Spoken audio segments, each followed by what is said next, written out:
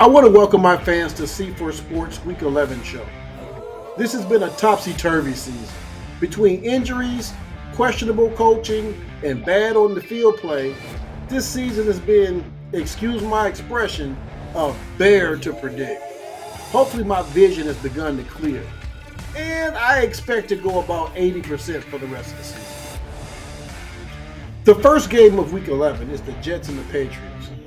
The Jets have won 2 in a row, and the Patriots, they just plain old roll. I believe this one may be one of those games, though. I expect the Patriots to lose a game that they're supposed to win. It's just the law of averages. And I think this may be that game. I'm going to take the Jets. Yeah, I said it. I'm going to take the Jets, and I'm going to take them by 2.5 points. The first game this Sunday is the Beloved versus the Vikings. The Vikings won the first matchup. So I expect revenge on the mind of my Grizzly Bears. I expect the Bears to be mean and surly this Sunday. It's not new that I don't think J.J. McCarthy is an NFL starting quarterback. I need the Bears, though, to remember J.J. marching up and down the field on them in their last matchup. I also expect Caleb to shine and have a passer rating over 100 in this game.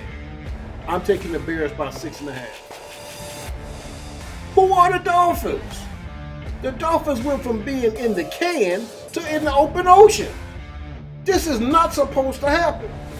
And the Commanders, they'll be missing their leader for probably the rest of the season. I'm going to go with the resurgent Dolphins. I really can't explain it, except for the Commanders don't really have their guy. And at least the Dolphins have their guy. I'm going to take the Dolphins by 2.5. Is Joe Burrow back? Are the Steelers going to allow the view in the rearview mirror to get closer? I don't have the answers to either one of those questions, but I do not like the trajectory of the Steelers.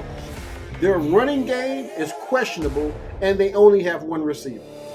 Because this is a divisional matchup, and I don't even think the Bengals can bungle this one up. I'm going to take the Bengals. They have too many weapons, and I'm going to take the Bengals by 2.5 points. Next is the Chargers and the Jaguars. The Chargers are hobbling in, but they still ready to rumble. The Jaguars are the Jaguars. But something smells funny. The Jaguars are at home, and the Chargers are not exactly where I wanted them to be at this point in the season. I'm going to push on this one. The Bucks and the Bills is a very intriguing matchup. The Bucks just lost their last game, and the Bills, their guns just keep backfiring in their face. But for the Bucks, the pirate ship is floating, but is there any crew aboard? The Bills need this one just way too bad. I am predicting a real live war. But I'm going to take Baker and the Bucks. I've seen the Bills lose too many winnable games this season. I'm going to go with the Bucks by 2.5. The next game is the Texans and the Titans. The Texans can use a break, and here it is. The Titans are done for the season, and all the Texans have to do is not let up on the gas pedal. Go into Nashville, mean that business, and gore everything in sight. And on the way out, piss on everything that claims that Nashville hot is special. Because it's not.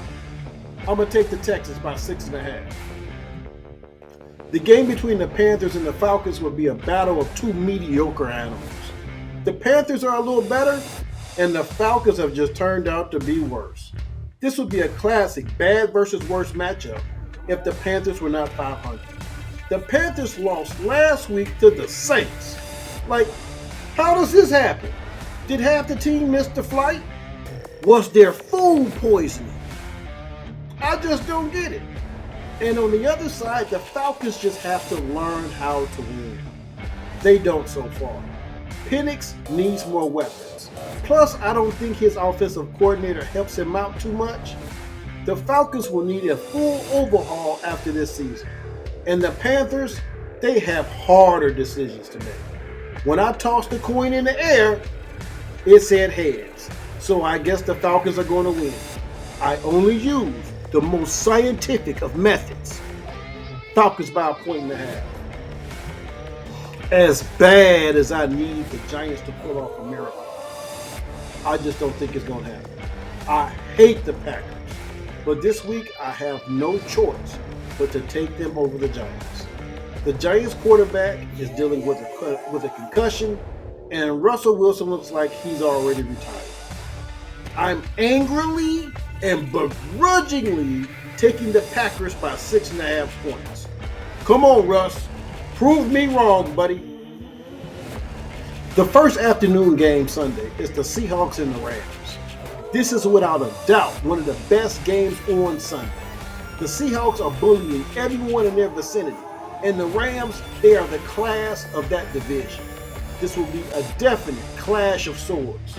Seattle's defense is very good, but the Rams' offense is also very good. The Seahawks' offense is very productive, and the Rams' defense, it is suitable. I'm going to put my money on the Rams. The Seahawks are due to be put in their place, which is second. Rams by 1.5. The 49ers and the Cardinals is another game that's teetering on bad versus worse. Merely because the 49ers are so injured. But I believe that the 49ers have enough to go dust the Redbirds and mount them on the mantle. I'm going to go with the 49ers by 2.5 points. This week is full of almostes. This is almost another good versus bad matchup when the Ravens play the Browns. The Ravens are trying to find their groove, and the Browns should be giving Shedeur his shot at quarterback for the rest of the season. We've already seen Gabriel, and Gabriel can't put up points. So I'll take the Blackbirds in this game because I don't believe that the Browns are smart enough to give Shedeur a shot. I'll take the Blackbirds by 6.5. We've waited all year for this one. The Broncos have proven themselves good enough to be in the driver's seat in their division. But here come Andy Reid and them Chiefs, and they on a rampage. The Chiefs have a lot of ground to cover, and the Broncos are a good step in that divisional business. If the Chiefs win, they'll prove to be the best team in that division, throwing the records out the window. I'm taking the Chiefs and Andy Reid over the Broncos. I'm taking the Chiefs by 1.5.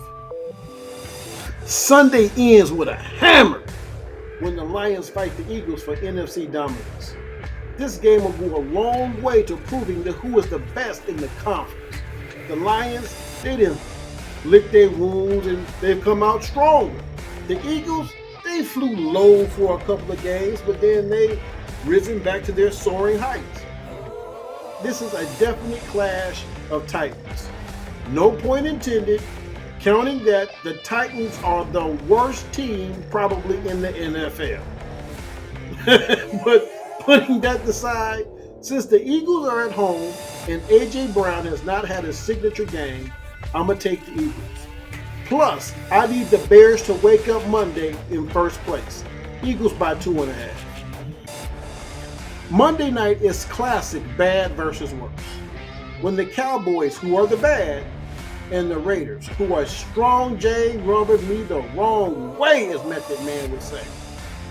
Classic bad versus worse. So I will absolutely abstain from picking a winner in that game. In other business, it's getting close to Christmas. And that's when I'll start my NBA analysis along with my college football and NFL prospects. Till then, enjoy the games. And remember to not only like this show, but to leave your comments so that I can mention you in future shows, giving you the pub that you deserve. C4 Sports, where we blow up together.